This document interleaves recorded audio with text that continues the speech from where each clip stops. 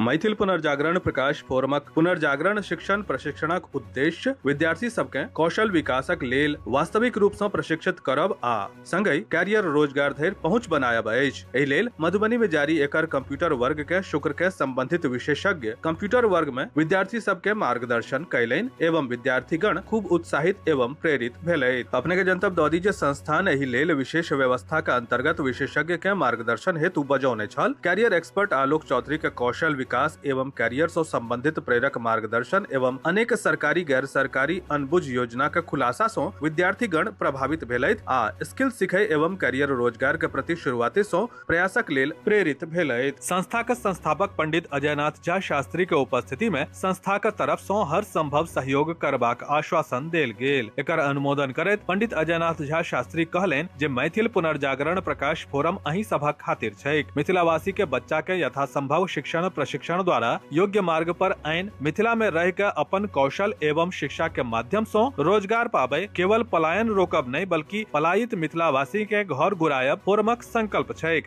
तैं ई फोरम हर तरह से अहाँ सभक सहायक बनत आ ताहि क्रम में ई एक्सपर्ट के बजा के विशेष मार्गदर्शन दियाओल जा रहल अछि।